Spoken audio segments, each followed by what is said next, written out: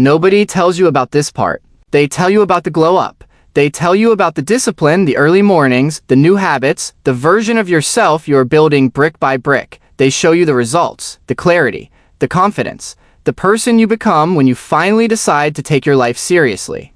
They post the transformation, the progress, the highlight reel of what growth looks like from the outside. And it looks clean, it looks inspiring, it looks like something you want.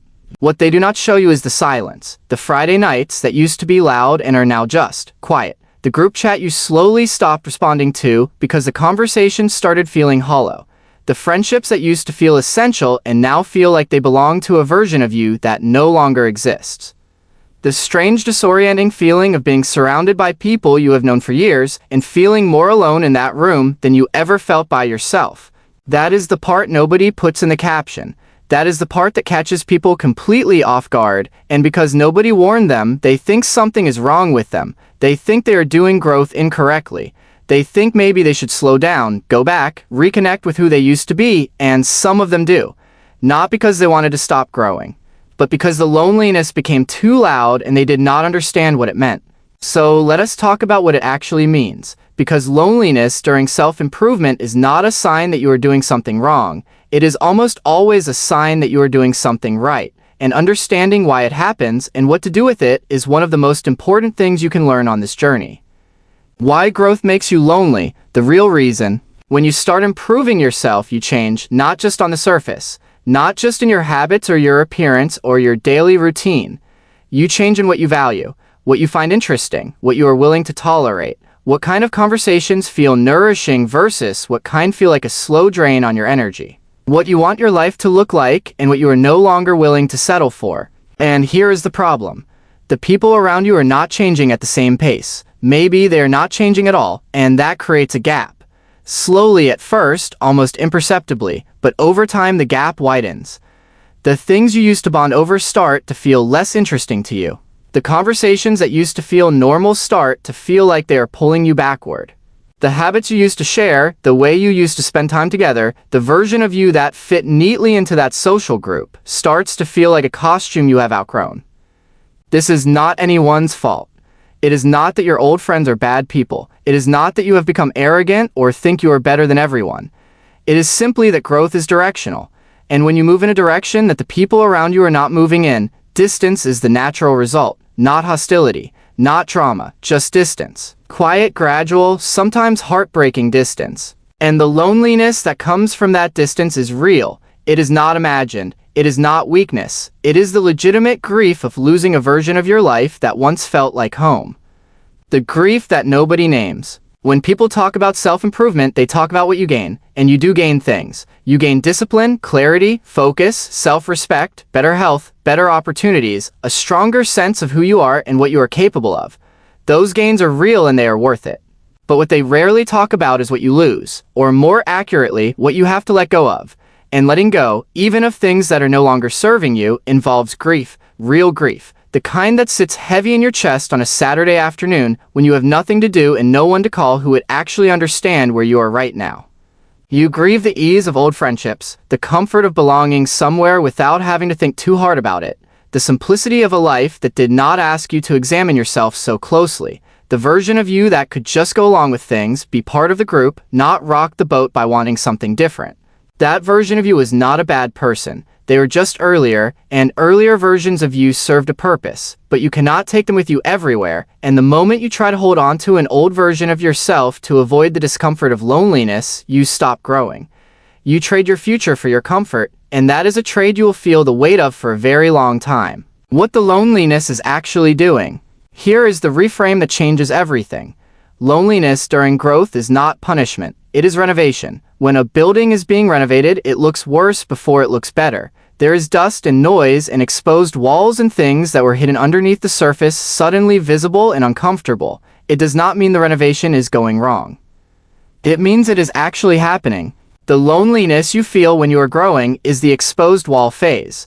The space between who you were and who you are becoming. The old connections have loosened and the new ones have not fully formed yet. And in that in-between space, which can last weeks or months or sometimes longer, you are going to feel the gap acutely. But that gap is not empty. It is full of information about who you are becoming, about what you actually value now, about what kind of people and environments and conversations you want to fill your life with going forward. The loneliness, as uncomfortable as it is doing something useful. It is clarifying. It is stripping away everything that was comfortable but not aligned and leaving you with a very clear sense of what you actually want. Most people run from that feeling before it can finish its work. They fill the silence immediately. They go back to old patterns, old people, old habits, just to make the discomfort stop.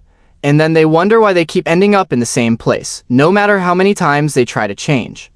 What to do with the loneliness instead of running from it?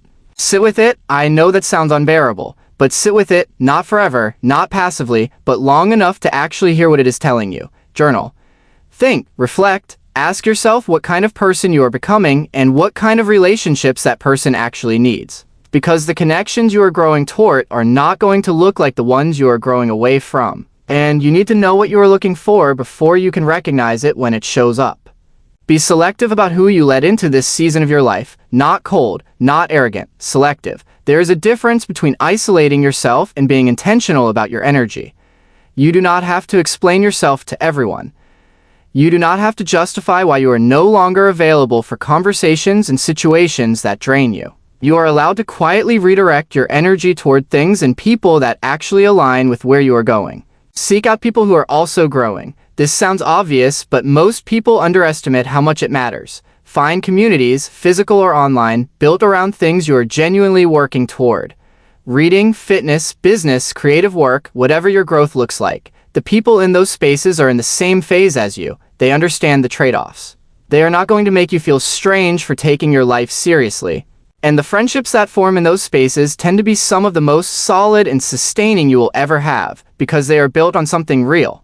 And be patient with yourself. New connections take time. The right people do not appear immediately just because you have decided to grow. There is a lag, a season of building and relative solitude that most successful people will tell you, looking back, was actually one of the most important seasons of their entire journey.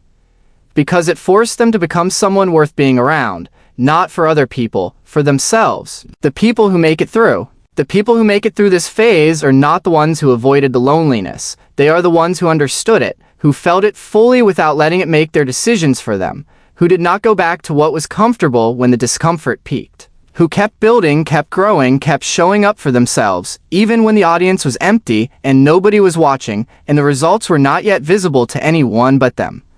Those are the people who eventually look up and realize that the loneliness did not last forever, that somewhere along the way, without making a big announcement about it, the right people started appearing, people who matched the new frequency they were operating on, people who got it, people who made them feel more like themselves than any of the old connections ever did.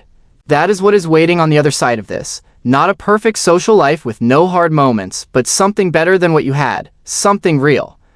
Something built on who you actually are now, not who you used to be. The loneliness is the price, and it is a real price.